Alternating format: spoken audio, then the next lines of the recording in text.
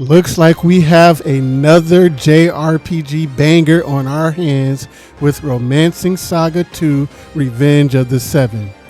JRPGs just keep on winning in 2024.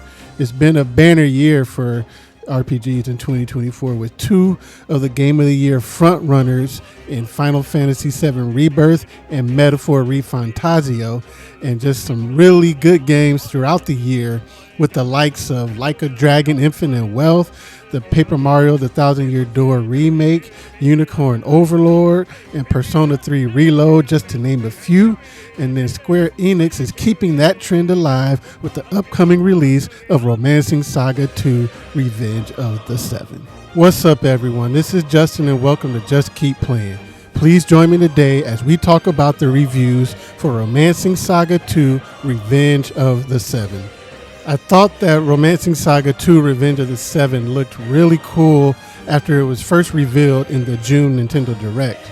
And after playing the demo, I was fully excited to check out the game. And then after these reviews, it's cool to see that the final product matched that excitement. The reviews for Romancing Saga 2 are spread across three platforms: the PS5, the PC, and the Nintendo Switch.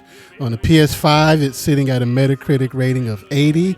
On PC, it's sitting at an 85. And on the Nintendo Switch, it's coming in at an 83. Across all platforms, there was only one 10 out of 10. There were 8 9 out of 10s, 14 8 out of 10s, 3 mid to high 7 out of 10s, and 5 mixed scores. So what that tells me is that overall, Romancing Saga 2 is a really good 8 to 9 out of 10 game, and just depending on how it connects with you will determine how you feel about it. So you might play it and it might feel like the best game in the world, and you'll hit and it'll be a 9 out of 10 for you. And then for some, it might be, okay, yeah, this was a cool game. It was good. And it might sit at that 8 out of 10 for them. But let's dive in a little deeper here and take a look at these reviews. So the lone 10 out of 10 comes from Player 2. And it seems like this reviewer already had a history with the game where they played the original version way back in the day using translation pages from blogs because the original version wasn't released in English. So they were already had history with the game and already really enjoyed it.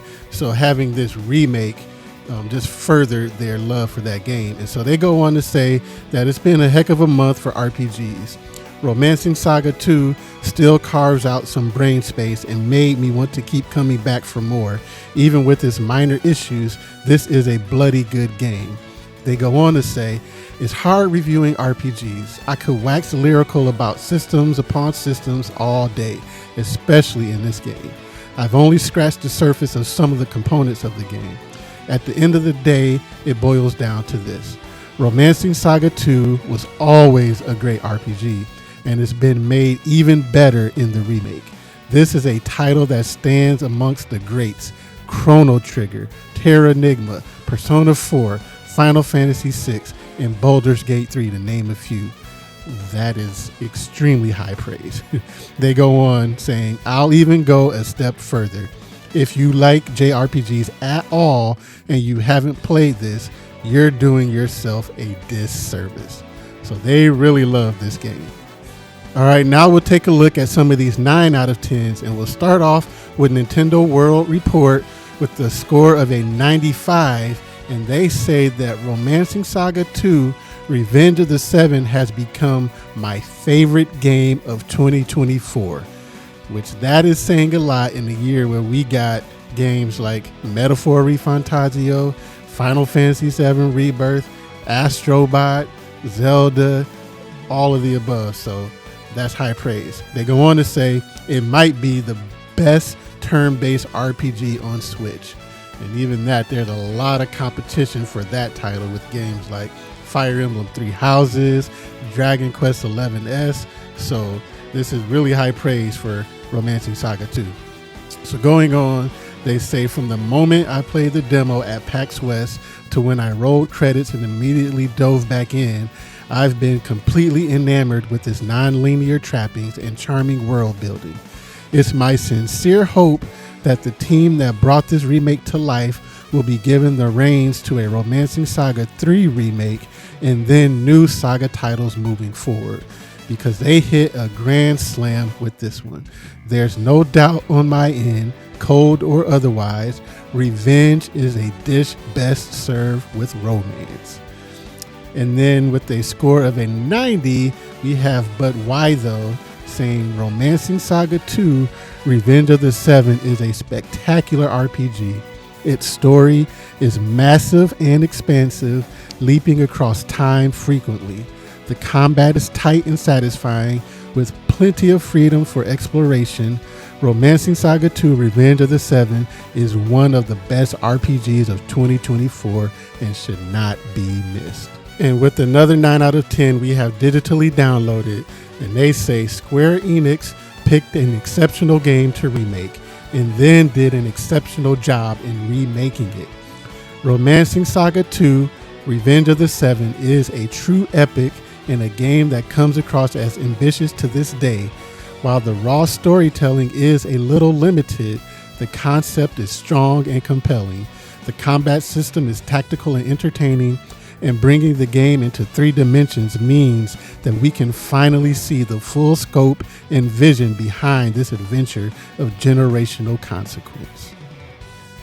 All right, and moving on to the 8 out of 10s, we have Hobby Consolas with an 85, and they say the history of Japanese role-playing games might have been very different if Romancing Saga 2 had been released to everyone at the time, but it's never too late. Today, thanks to this fantastic remake, we can discover it and enjoy it in its best possible version. And then Noisy Pixel with an 8 out of 10, they say Romancing Saga 2 Revenge of the Seven is a masterful remaster that stays true to its roots while offering modern enhancements for a new generation of players. The depth of its strategic combat, generational storytelling, and open-ended exploration make it a standout entry in the JRPG genre.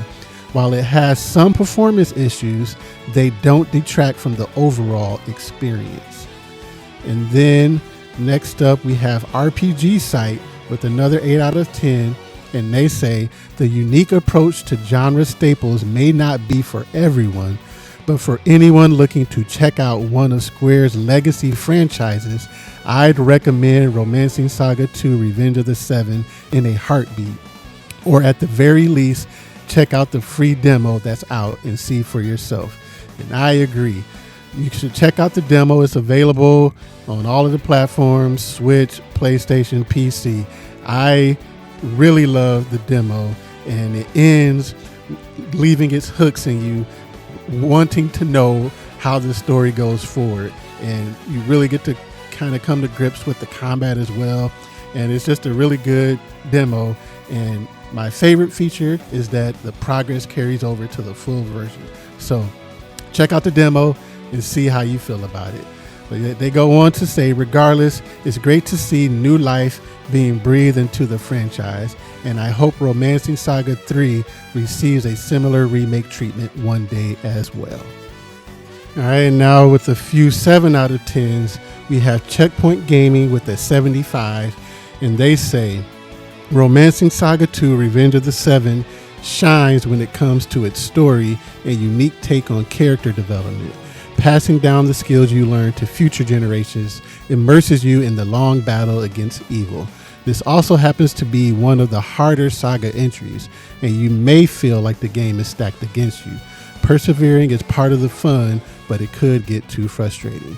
I would like to note that the game does have some difficulty selections, options that you can choose, and so there's a easy mode for you to just be able to enjoy the story, and then you have like your normal and your hard, and so there were like a few battles in my time with the demo that like some surprise bosses that were pretty challenging, but I thought it was fun using the combat system, so I enjoyed the difficulty.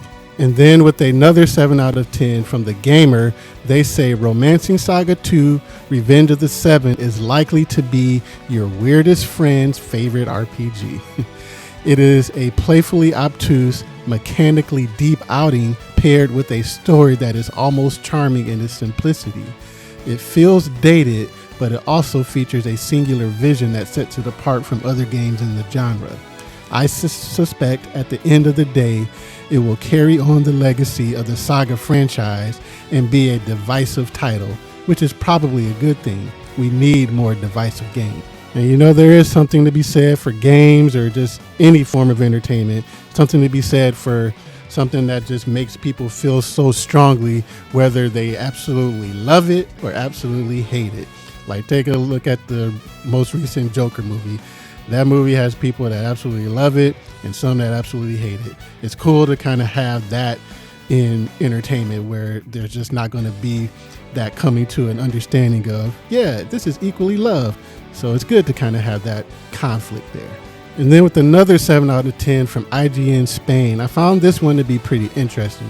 They say that Romancing Saga 2 Revenge of the Seven flees from the idea of the lone hero and puts us in the shoes of an entire dynasty focused on recovering the splendor of the empire. A very interesting point of view in which the role of the adventurer gives way to that of the many emperors and empresses who will open their way through the lands of the Varanus Empire. A somewhat simple fighting system is complemented by a lot of great ideas and surprising mechanics that make this remake unique. So where they mentioned the simple fighting system is, thought that was interesting because just in the last review they mentioned the deep mechanics of the game. So that part was a little interesting. And now we look at one of the lower and more surprising review scores from Nintendo Life with the 6 out of 10. They say that Romancing Saga 2 Revenge of the Seven is a bit of an underwhelming RPG that has some unique gameplay mechanics. The open-ended world narrative structure feels freeing, but the characters are boring. Ooh, man. The glimmer mechanic is fun, but the battle system lacks a strategic hook. So they tend to agree with the more simplified battle mechanics. So each of its gameplay systems is a double-edged sword, as we'd find a particular aspect enticing while another was baffling. It feels like a slight step back from the other recent Saga games. But if you're a fan of the series, Revenge of the Seven might resonate with you more than it did with us. So that goes on to further highlight the seemingly divisive nature of this game, where it's that type of game where if it really hits with you, if it really connects with you, you will absolutely love it. But if it doesn't, then you'll be like, I don't know about this game. So I highly recommend that if you have any kind of interest in this game, that you check out the demo. And again, the progress does carry over. So check out that demo. Overall, with the reviews for Romancing Saga 2 Revenge of the Seven across all platforms, it seems like we have another JRPG winner on our hands in 2024. But what do you think? Are you excited for Romancing Saga 2? And have you played the demo? Let me know in the comments below. And for more Nintendo gaming and Nintendo Switch and Nintendo Switch 2 conversation, please hit that like and subscribe button. And until next time, I'll see you later. Have a good one. Peace.